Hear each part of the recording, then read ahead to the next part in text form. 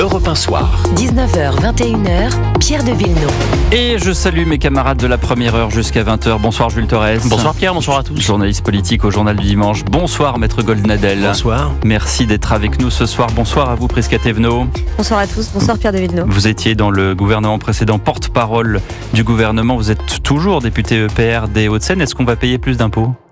Ça, c'est une question à laquelle, effectivement, nous aimerions pouvoir répondre en tant que groupe politique à l'Assemblée nationale. Nous avons besoin d'y voir plus clair sur les lignes politiques qui seront décidées par le Premier ministre. Et c'est dans ce cadre-là aussi que nous nous sommes réunis ce matin en réunion de groupe, que Gabriel Attal, notre président de groupe, a posté un message il n'y a pas longtemps. Parce que déjà, il est important de rappeler, et je pense que c'est dans l'intérêt de tous et de toutes, que nous ne serons jamais une force de blocage. Nous serons une force de solution parce que nous avons envie même que si ce Michel gouvernement... Barnier veut augmenter les impôts. Parce que nous avons, avant de mettre les si et les mêmes, parce que je pense que c'est important de le rappeler dans le contexte politique dans lequel nous sommes, parce que nous avons envie que notre pays réussisse. Ça, c'est un premier point. Mais réussir, ça veut dire aussi pouvoir s'engager autour de lignes claires, de lignes identifiées et de lignes travaillées ensemble. Et donc sur cela, il y a eu des échanges, il y a eu une invitation en journée parlementaire au sein du groupe EPR pour Michel Barnier, et nous avons encore des interrogations, notamment aujourd'hui quand nous avons vu qu'il y avait des hypothèses. Ça vous a surpris quand Gérald Darmanin, puisque c'est comme ça que ça s'est passé, est arrivé aujourd'hui en réunion de groupe en disant Michel Barnier envisage d'augmenter les impôts ? Moi, ce qui me surprend, c'est que ça n'ait pas été démenti ou précisé par Matignon. Et donc, ça interroge. Ça interroge parce que il est évident, en rappelant le contexte, qu'au cours des 7 dernières années, nous avons travaillé à l'attractivité du pays, nous avons travaillé à la réindustrialisation, à protéger les Françaises et les Français pendant les crises que nous avons connues et que je ne vais pas redévelopper ici. Et donc oui, il est évident, et c'était connu, on n'apprend rien, que le projet de loi sur les finances qui allait arriver était un projet de loi de redressement des dépenses publiques.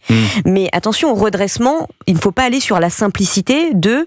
proposer simplement une taxe pour une taxe. Vous parlez de Matignon, pardon, je vous coupe, mais une information me parvient justement de l'hôtel Matignon. Voilà ce que dit le bureau du Premier ministre ce soir. Les rumeurs sur la fiscalité sont de pure spéculation. Le Premier ministre analyse la situation budgétaire et aucune option n'est aujourd'hui arrêtée. Le Premier ministre aura l'occasion de s'exprimer lors de la DPG et le ou les ministres, la déclaration de politique générale, et le ou les ministres en charge, une fois le gouvernement formé, auront l'occasion de présenter les choix faits dans le cadre du PLF, donc du projet de loi de finances. Mais... Vous souriez, Prisca Thévenot, je le dis pour les auditeurs d'Europe 1 qui ne vous voient pas. Non mais déjà c'est très bien, on apprend qu'il n'y aura donc pas de hausse d'impôts. Je pense que... non, je ne le lis pas du tout comme ça. Voilà, donc on est d'accord. J'appelle pas ça un démenti. Merci, c'est ce que je disais tout à l'heure. Donc ce que je dis depuis tout à l'heure est très simple, et ce que je redis depuis le début, c'est que nous voulons la réussite de ce gouvernement. Mais nous avons besoin, avant de parler du qui, de parler du quoi. Et sur cette base-là, nous devons pouvoir le dire correctement, concrètement, autour d'échanges avec le Premier ministre. Vous avez dit que vous vous opposeriez pas, mais là, en l'occurrence, et vous l'avez rappelé, c'est un totem d'Emmanuel Macron de ne pas augmenter les impôts. Force est de constater aujourd'hui, je n'apprends rien. Je pense que nous sommes déjà avec une pression fiscale dans notre pays sur celles et ceux qui travaillent assez importante. Est-ce que nous n'avons pas d'autres marges de manœuvre pour pouvoir être dans une ligne de redressement des comptes publics ? Par exemple, la lutte contre l'optimisation fiscale, sur le sujet des superprofits. Il y a plein de choses à étudier avant. Alors oui, c'est un peu plus complexe, et encore quoi que non, ça se comprend largement, que de simplement aller sur la solution de facilité qui est d'augmenter la pression fiscale sur les Françaises et les Français, qui, je l'estime, et oui, ça fait partie de notre ligne politique, est déjà assez importante. Jules Torres. Là, on parle en tout cas, en effet, c'est un petit démenti de la part de Matignon. Les infos que pour l'instant on a, c'est que ce serait plutôt sur les contribuables aisés et les entreprises profitables. Est-ce que c'est pas non plus qu'est-ce qu'une entreprise profitable ? Parce que justement, voilà, ça pour le coup, ce sont des informations qui sont rapportées. Les généticiens. On parle pas du tout du discours de politique générale de Michel Barnier. Ce n'est pas lui qui s'exprime en son nom, ni son gouvernement, étant donné qu'il n'est pas nommé. Mais pour l'instant, on a donc ces deux axes qui pourraient potentiellement être susceptible de plaire, en tout cas, à une partie de la gauche, une partie de votre aile macroniste et même une partie du RN. Mais encore une fois, moi je le dis de façon très claire et je le dis en plus tranquillement là où je suis, pour vous expliquer un peu la démarche et ma vision sur le sujet. Je l'ai déjà dit et redit. Plus tranquillement que quand vous étiez porte-parole d'un gouvernement. Justement, par rapport à ce que je vais dire maintenant, je l'ai dit et le redit, je ne lève pas la main pour faire partie du prochain gouvernement, non pas que j'ai pas envie d'en faire partie. Donc vous avez envie d'en faire partie ? Non, parce que je souhaite que mon groupe politique puisse y participer et que nous avons énormément de talent et je pense que d'autres que moi peuvent y participer et que ma place est à l'Assemblée nationale. Je dis simplement que j'ai été 2 fois appelée au cours de la dernière année pour faire partie d'un gouvernement. Celui d'Elisabeth Borne, puis celui de Gabriel Attal. Oui. C'était assez simple de répondre pour moi, puisque je savais quelles étaient les lignes, je savais quelles étaient les orientations politiques, je savais quels étaient les totems et les tabous, pour reprendre vos mots de tout à l'heure. Là, je pense que j'imagine que quand les gens sont appelés pour faire partie du gouvernement, la première des questions, c'est: et quelles seront les lignes? Quels seront les grands indicateurs? Quels seront les sujets? Et c'est normal et c'est plutôt sain même de se poser la question, sachant que de façon assez facile, le gouvernement ne pourra pas être composé, ne sera pas composé que de les Républicains, puisqu'ils sont 47 à l'Assemblée nationale. Donc il devra y avoir un rassemblement. C'est d'ailleurs dans la feuille de route et dans la mission pour le Premier ministre, et c'est d'ailleurs ce qu'il a l'intention de faire, de ce que j'ai compris. Donc il faut pouvoir s'entendre autour de, au-delà d'un casting, sur quel est le projet politique, quelles sont les lignes rouges, quelles sont les orientations, quelles sont les ambitions. Et je pense que c'est sain de pouvoir le faire pour pouvoir rentrer dans un gouvernement. Gilles William, je vous sens dubitatif en entendant Prisca Thévenot. Mais je suis en plein doute, parce que d'abord, je pense que Prisca Thévenot n'est pas totalement représentative de l'ensemble de son parti, que malheureusement, parce que j'aime bien ce qu'elle dit, il y a des députés macronistes qui ne seraient pas contre l'impôt, que M. Barnier, ça ne doit pas être un maniaque de l'impôt, de la fiscalité, M. Barnier, mais malheureusement, compte tenu de la situation dont il n'est pas le premier responsable, loin s'en faut, il va être obligé de composer, ce qui limitera forcément ses capacités politiques. Et je rappellerai, sans vouloir être trop cruel à Mme Thévenot, que malgré tout, un élément, parce que moi je considérais ça comme une catastrophe d'augmenter les impôts, parce que on est champion du monde déjà de la fiscalité, champion du monde. Du prélèvement obligatoire. Du prélèvement obligatoire. Mais malheureusement, il y a une circonstance particulière, et M. Barnier n'en est pas responsable, c'est la dette abyssale. Mais attendez, on peut se redire les choses. Est-ce que pendant 7 ans, effectivement, on assume d'avoir travaillé l'attractivité du pays, la réindustrialisation, lutter contre le chômage de masse et protéger les Français face aux crises. D'ailleurs, Et creuser le déficit. Non, mais pourquoi on a creusé le déficit, en fait? Vous n'avez pas pu sortir le Covid, il n'y avait pas que le Covid. Mais non, mais il n'y a pas que le Covid, il y a l'inflation. Sur les 1000 milliards, le Covid, c'est 200 milliards. Où sont les 800 milliards? On peut refaire l'histoire toute la journée, mais j'ai en plus été porte-parole à d'autres niveaux à ce moment-là, et les plateaux que je faisais à l'époque, c'était pas pour nous dire dépensez moins. Au contraire, c'était allonger et rallonger. Oui, et moi, je le dis encore de façon très simple, et je préfère le redire en préambule de ce que je vais vous dire après. Oui, nous voulons que le gouvernement réussisse. Mais simplement, regardez l'année dernière. Je pense que ça n'a échappé à personne, que l'année dernière, sur la fin d'année, il y a aussi eu les débats sur le budget. Est-ce que vous êtes penchés sur les amendements des uns et des autres pendant ce budget ? Les Républicains, ça se comptait en plusieurs milliards de dépenses supplémentaires. Donc, à un moment, je pense que l'enjeu qu'on a devant nous, c'est pas de se demander qui est responsable, qui est pas responsable. Nous avons une situation qui a été celle d'encourager l'attractivité du pays et de protéger les Français. Et aujourd'hui, oui, ce n'est une surprise pour personne.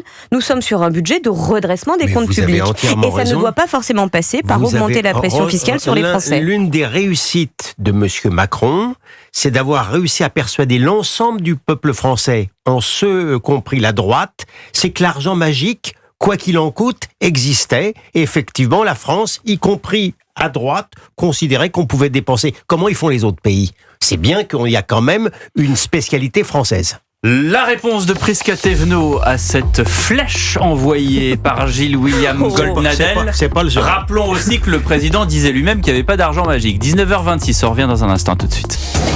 Europe 1 Soir, 19h, 21h, Pierre de Villeneuve. Toujours avec Gilles William Goldnadel et avec Jules Torres du JDD pour interroger Prisca Thévenot, députée EPR des Hauts-de-Seine, ancienne porte-parole du gouvernement démissionnaire.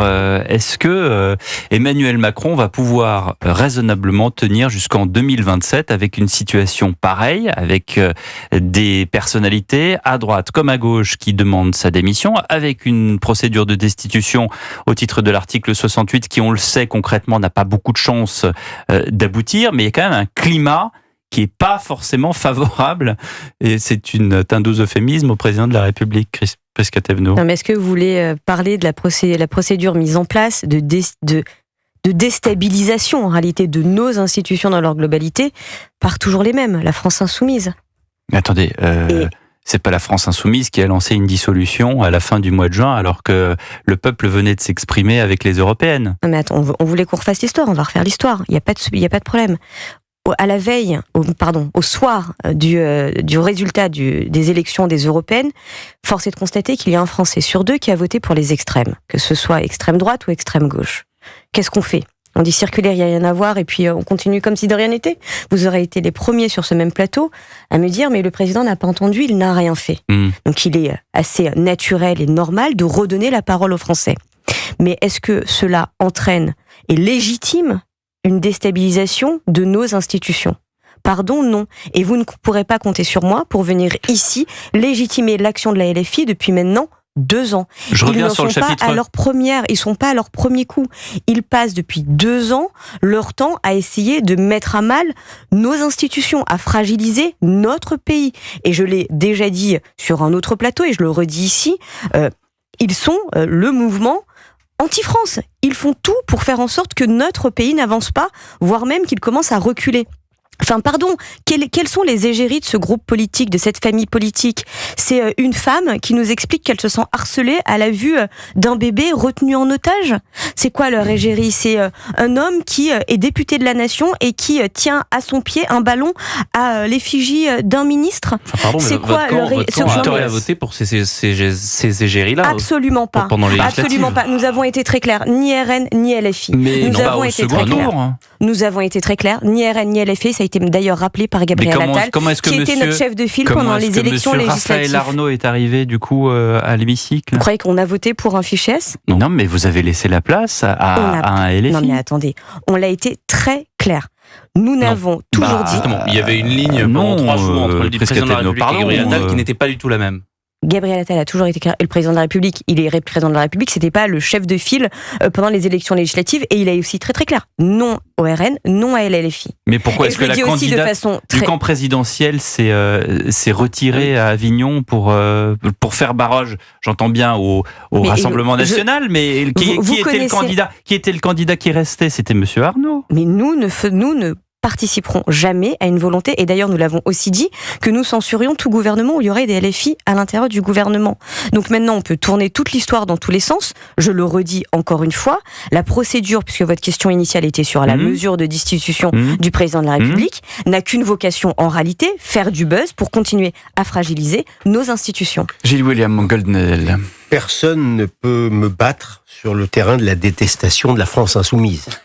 Je fais pas de concours. Non, ne cherchez pas. C'est pour moi, j'ai écrit dans le Figaro, il y a 8 jours, que si la France insoumise pratiquait la même politique de violence, antisémite et tout, et qu'elle était de droite, la question de la dissolution se poserait. Mais il y a le privilège rouge.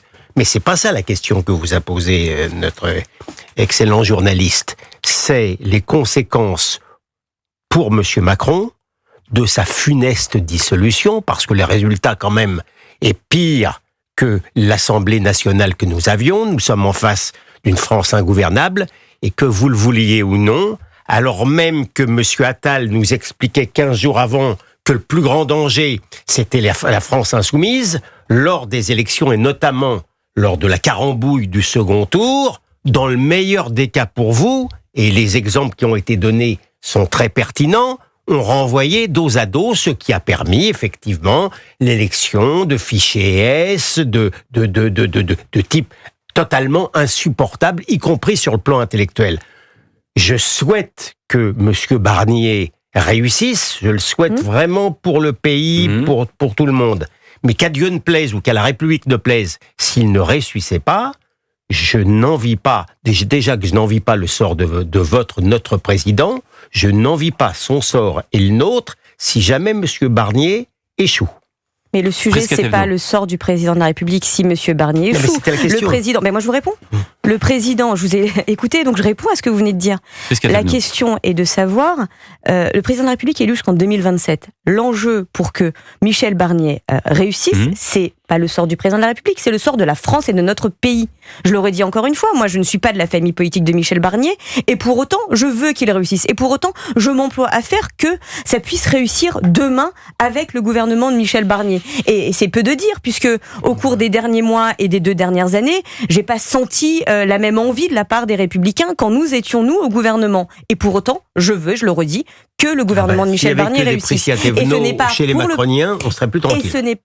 Vous n'êtes pas représentatif de tout le parti. Pardon de vous le dire, c'est le plus beau compliment que je puisse vous faire. Regardez ce qu'a dit Gérald Darmanin ce matin sur Barnier. Il a lâché en fait cette bombe et visiblement il a appelé 2-3 proches pendant le week-end pour dire que Michel Barnier allait augmenter les impôts.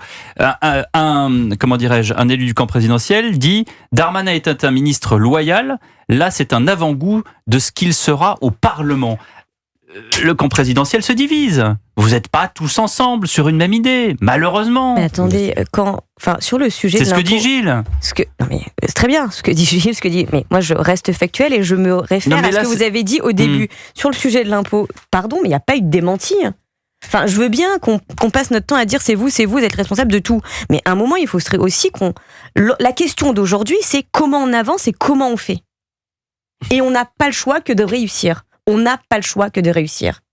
Donc, un moment, je veux bien que tout le monde se dise patriote en permanence, mais là, il ne s'agit pas de se dire patriote, mais il s'agit d'agir en patriote. Et de faire en sorte que oui, la situation est grave, oui, nous entrons dans une nouvelle ère politique, oui, les législatives ont fait que nous avons aujourd'hui une Assemblée nationale divisée en 3, eh bien, nous avons l'obligation de faire en sorte de nous mettre autour de la table, de travailler autour d'un projet commun avec des lignes rouges très identifiées pour faire en sorte que le gouvernement de Michel Barnier puisse réussir. Et donc, la première des questions à poser, c'est pas qui pour participer au gouvernement, mais c'est pourquoi faire. Un mot de Stéphane Séjourné, que certains présentent comme le protégé de M. Macron, qui va directement prendre le poste de Thierry Breton. Un commentaire là-dessus ?